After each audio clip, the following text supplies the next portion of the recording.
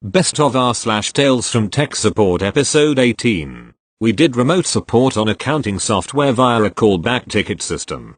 Customers could never get a tech write-off. We'd do first in first out on tickets and get to them when we could. One time I called a customer back and it went like this. Hi, this is Emmy from company and from the description in the ticket, I believe I have the answer and can walk you through it. She answered okay first, you need to edit the config size file. Can you type edit c/config size? Okay. Alright, now can you use the arrow keys to move down to the line starting with files? No reply. Do you see the line with files? Yes, okay then. Move your cursor over the 30. No reply. Do you see the 30? Yes. And it goes like this for a few more minutes until she goes, wait, Bob just came in. You talk with him. I go, have you been editing the file? And she is no. Bob had to step out and he told me if you called, to keep you on the line until he got back. Thank you. Next. Worked in a tech support job and had a client yell at me over the phone because she couldn't get her documents to scan.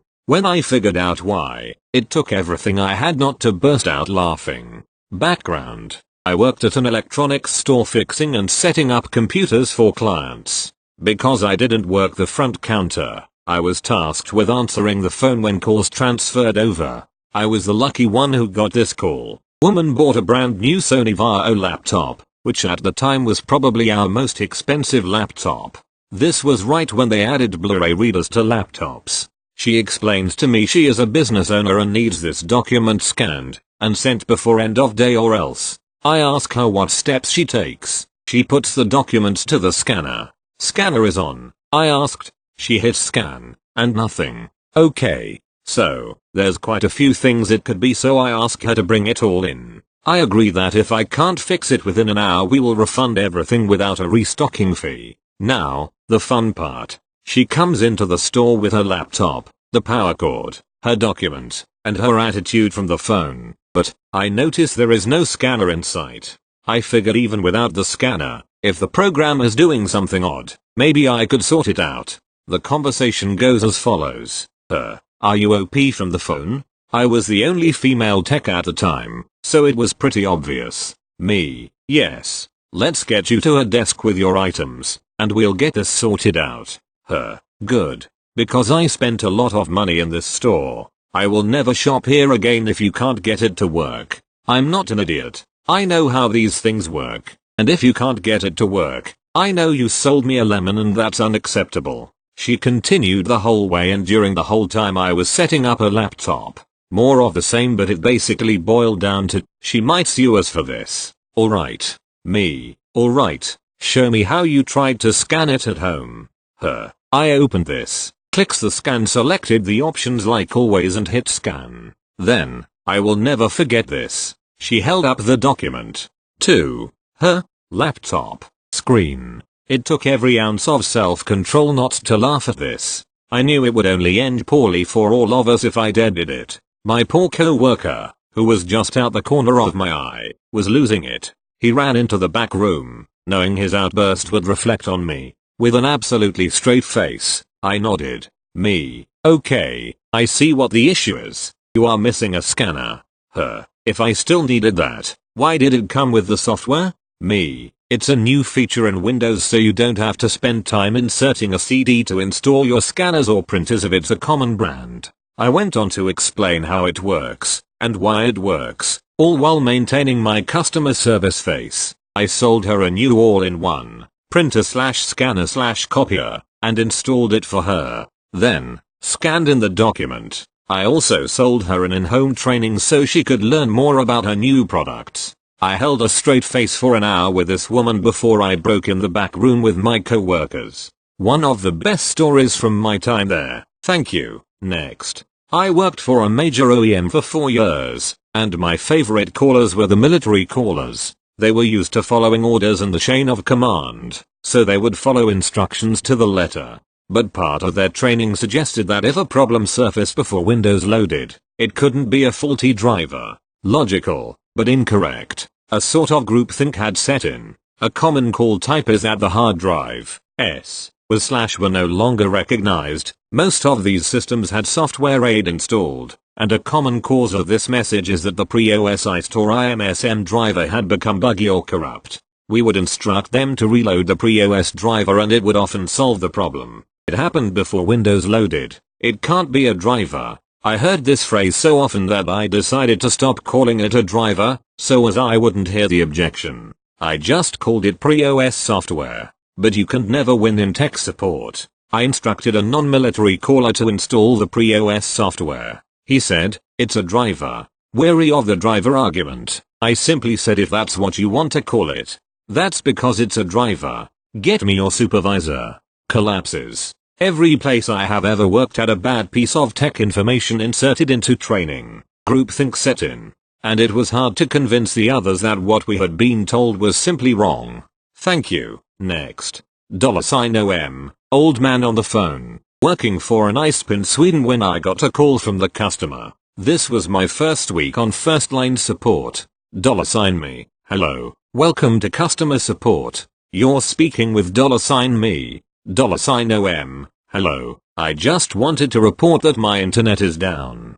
$me. Asking if the cable is connected, if the equipment, router/computer, is turned on. $OM. Yay. The cable was in. I don't know. I'm not inside.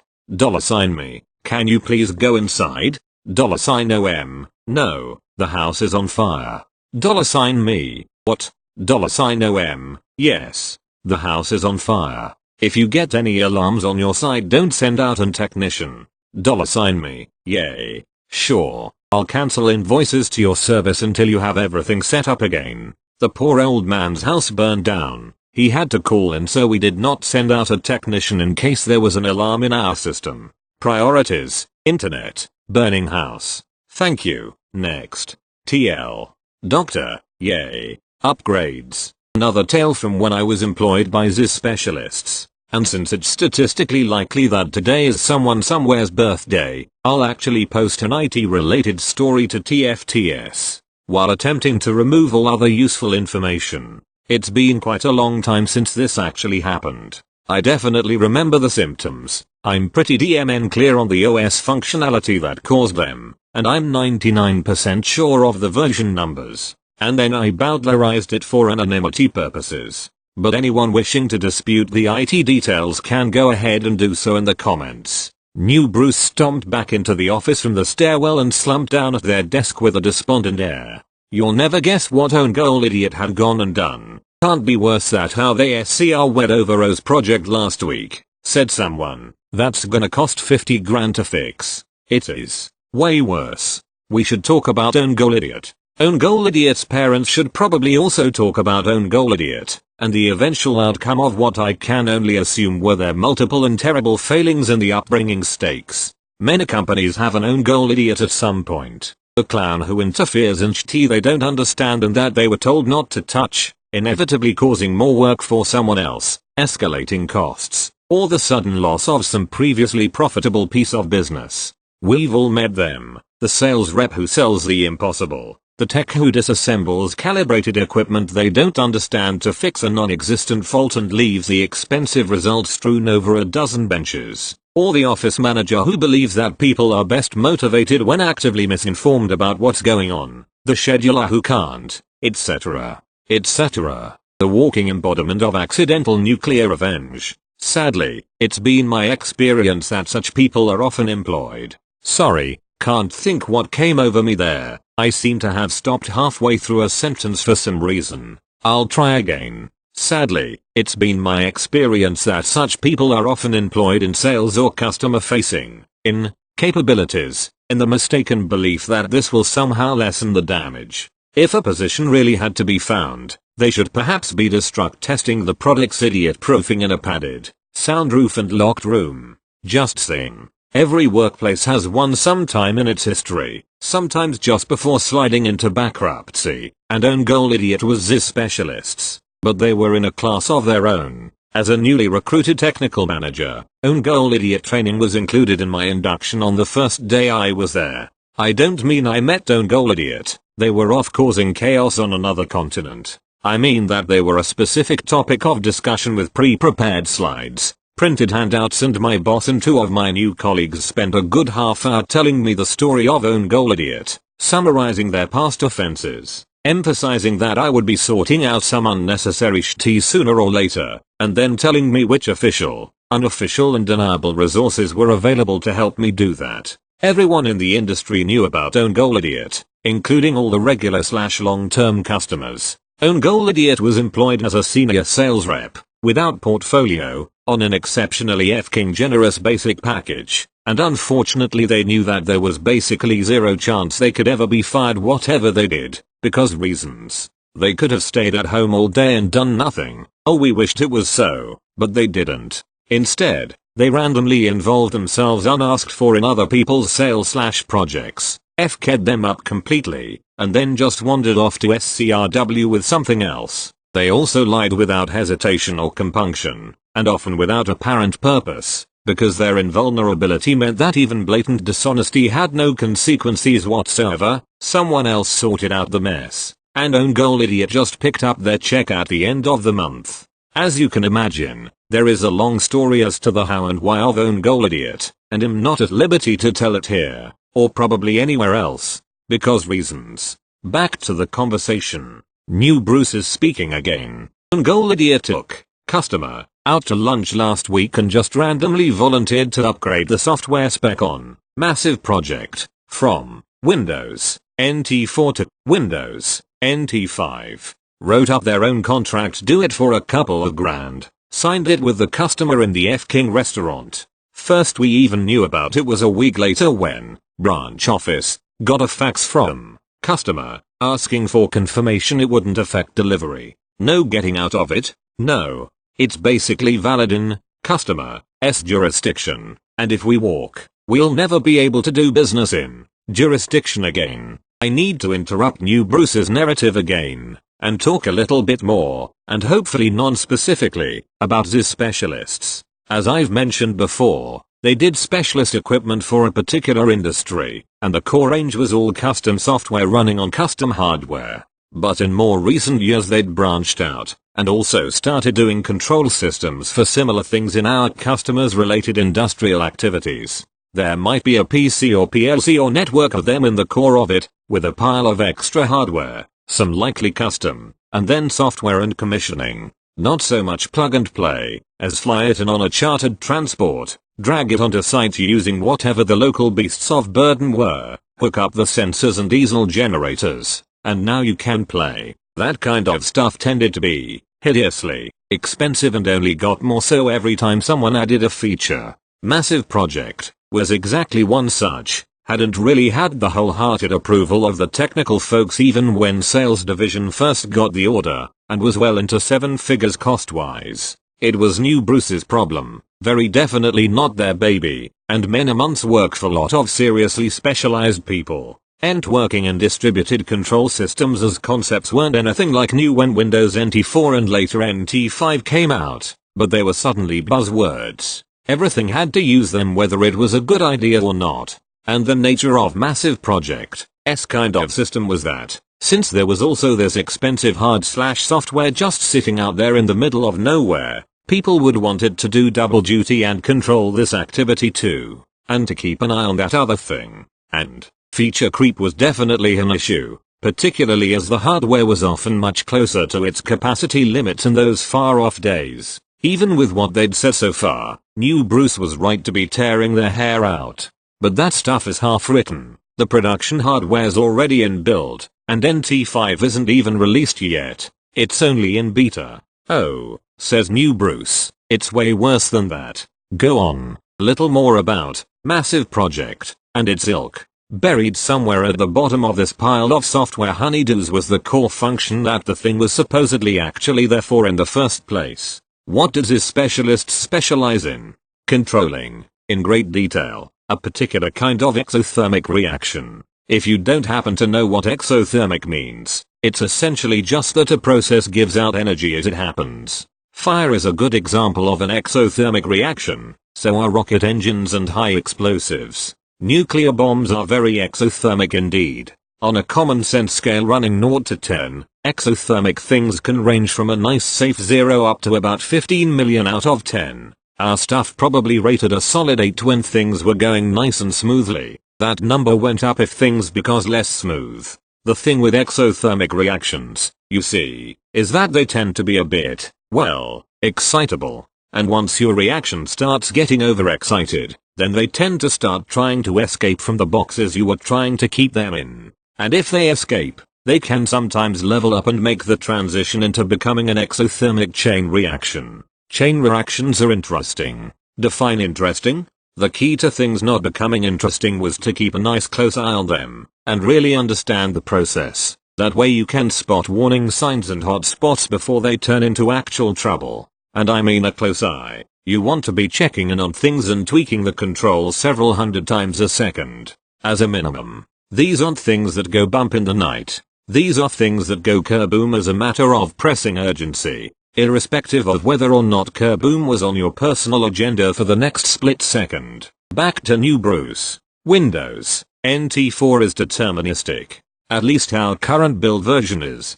Windows NT5 Beta has interrupts. Go on, new Bruce, you're teasing us. If $reader and works in it equals true, then probably skip next bit and go to pre's. Next bit. Here's the non-IT explanation. Everyone's heard of multitasking, where your computer/phone/a toaster does several things at once. Except that unless you're the user and currently using a massively parallel supercomputer, they're basically lying to you. I'm excluding dedicated function processors like graphics cards or comms chips in this, just talking about the main CPU here. What it actually does, is a little bit of this, and then a little bit of that, and then the other, and then back to doing this again. Rinse and repeat.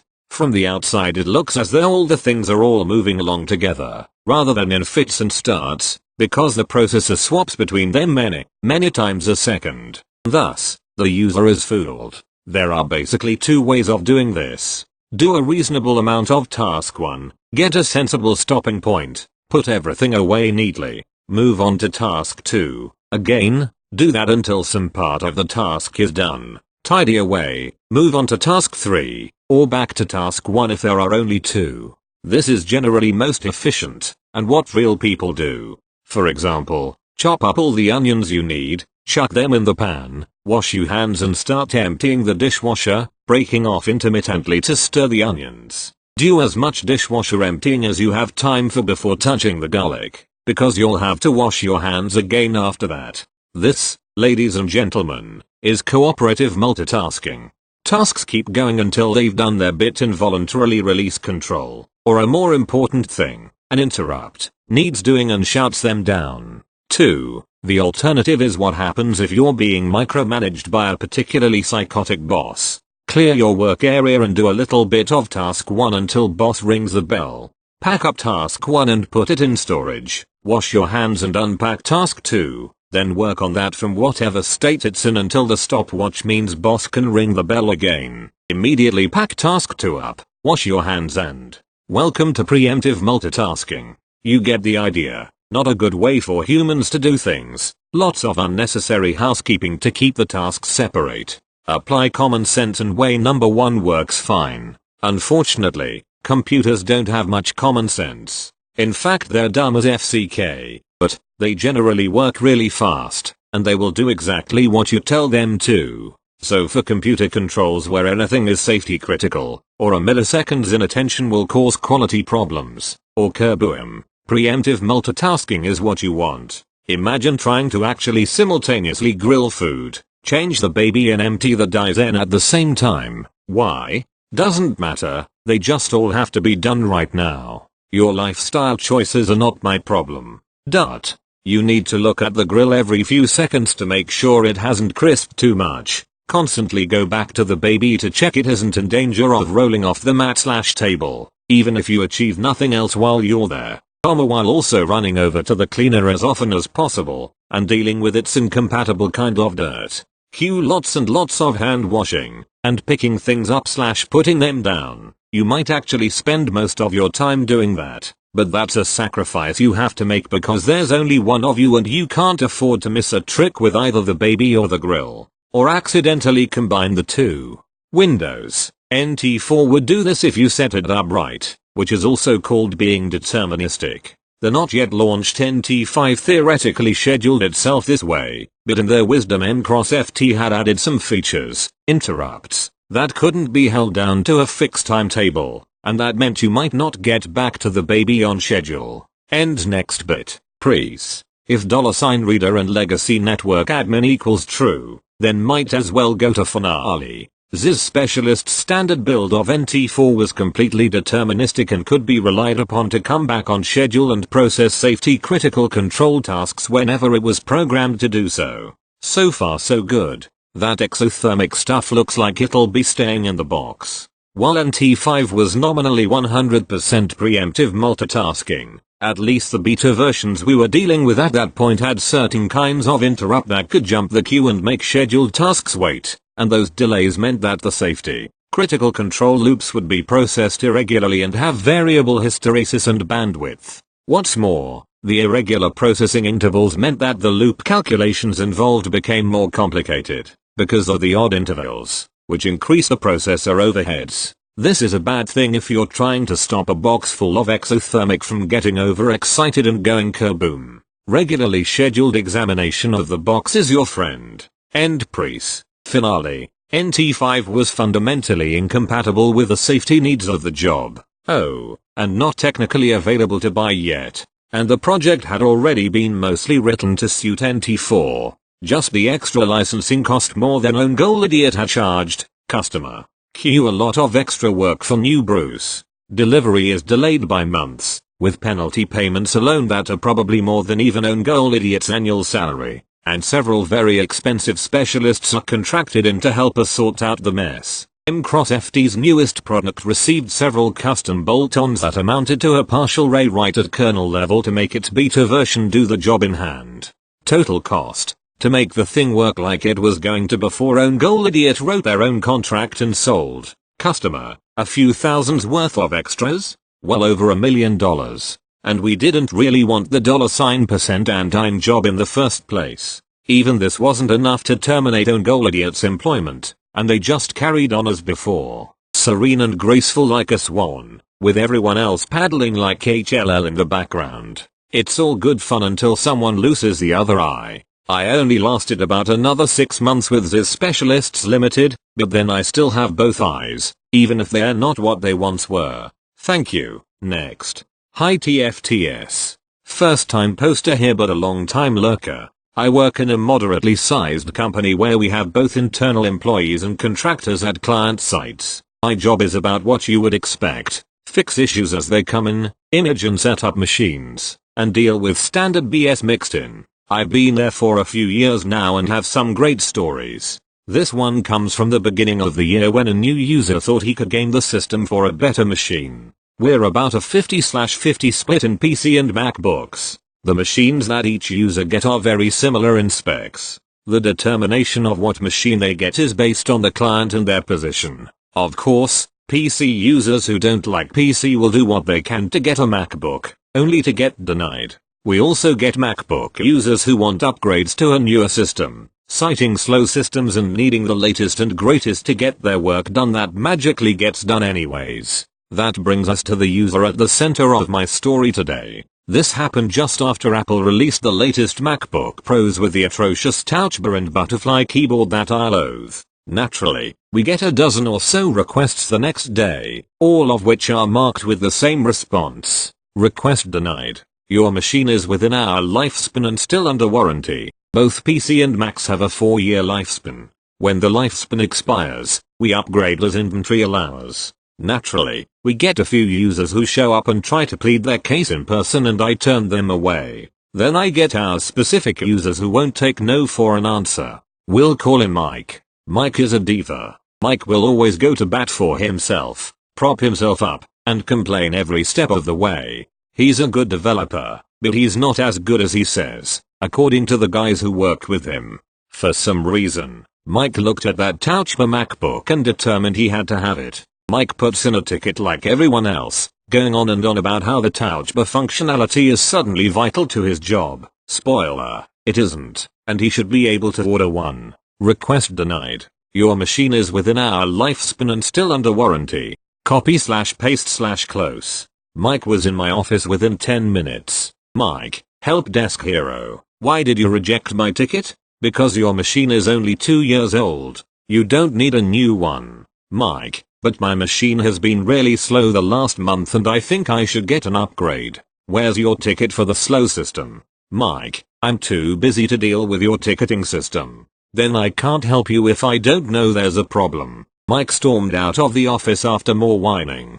I wasn't stupid, though. He wasn't going to give up. I went ahead and reopened his request ticket and updated it with our conversation in my office. Sire, everyone. A week later, a ticket comes in. MacBook has a broken screen. Yep, it was Mike's. Mike included a picture of the broken screen and the ticket to help me out, of course. Sure enough, half the screen was unusable. Before I can even reach out to him, he's in my office with the MacBook. He's doing his best to look upset. So how did it break, Mike? Mike, I'm not sure. I walked away for a little bit to use the bathroom, came back, and it was broken.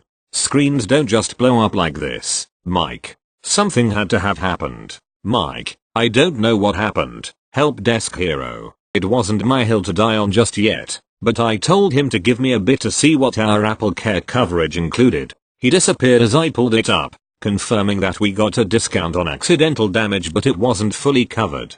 Just about everything else was. A quick call to Apple Enterprise Support confirmed it wasn't going to be cheap to replace, somewhere around $700 with our discount. I go to my boss and tell him the whole situation. Of course, I can't prove he was the one that broke the screen and he's going to at least need a loaner before we decide what to do. Boss, what do we have in inventory? We're pretty tight right now. Just a couple available. We have a pending quote for our restock with the new models. Boss, do we have any other machines? Before I answered, it dawned on me, we still had older MacBooks. You know, the really fat ones with the disk drive still in them. The ones that, at this point, were about 6 years old and we kept for emergencies. Boss had the same idea and we both shared a laugh. Boss, go get one of the fat Macs. Image that and don't tell him it's just a loaner. Let's let him sweat. Mike came back not long after and I told him that we were still deciding what to do about his machine but that I would at least get him a loaner for the time being.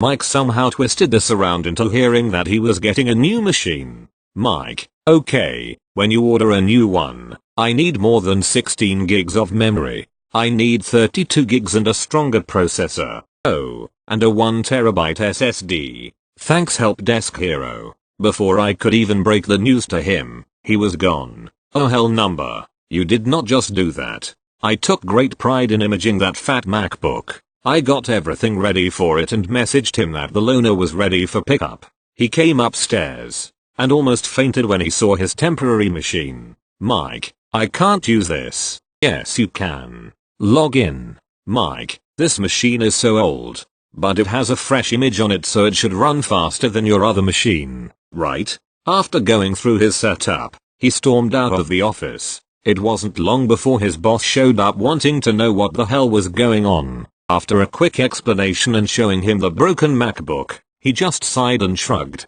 He asked if we were going to give him a new machine. I told him he wasn't getting rewarded for breaking a company asset, but I'd get a replacement that matched the one he broke. His boss agreed and let it die. Apple got the repair done pretty fast and I messaged Mike to come pick it up. He was in my office so fast, ready to throw the fat MacBook out the window. Much to his disappointed, and my delight, he saw his old machine ready to go with a brand new screen. Mike, but, that's my old machine. Yes, Apple got the repair done pretty fast. All your data was saved so you can do a quick swap. Mike, but that's not what I requested. And your request was denied. That didn't change. Mike took the machine and left. I wiped the old machine and tucked it away. A couple of weeks later, we got a shipment of the new MacBooks in but didn't tell anyone about it. Around that time, a ticket came in for new users to join the same team Mike was on. I made sure those new users got 2 shiny new MacBooks, because I am that petty. After they went through their setup, they made their way to the area they worked. A few minutes later, a ticket came in. Yes, it was from Mike. New employees have updated MacBooks on our team. I feel I should have won as well as a senior employee. I shrugged. Request denied. Your machine is within our lifespan and still under warranty.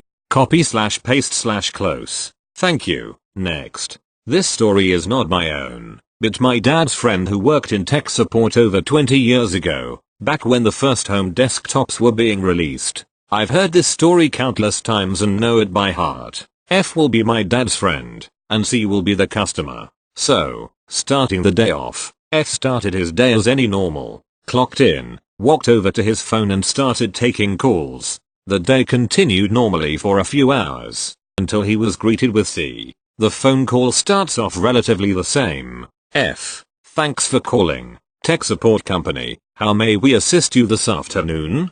C. My computer won't turn on. Of course, it being so long ago, computers were not as advanced, so sometimes the computer not turning on, and couldn't be diagnosed as easily as it could be today. So my friend just went through the checklist that they have to make sure everything is going smoothly. F. First things first, is your computer plugged in, and the flip switched on? C. One moment, I must grab a flashlight, and then C puts down the phone. Several minutes pass and finally C is back on the phone. Yes, everything is plugged in, and the flip is set to be on. F. Is your monitor plugged into the computer correctly? C. Sure, one moment. I put down my flashlight, so I need to go get it, and I'll check. And before F could inquire any further, C was gone for another 5 minutes. C returns to the line. Yup, it's plugged into the monitor. Everything looks good. F. Why do you need to keep getting a flashlight every time I ask you to look for something?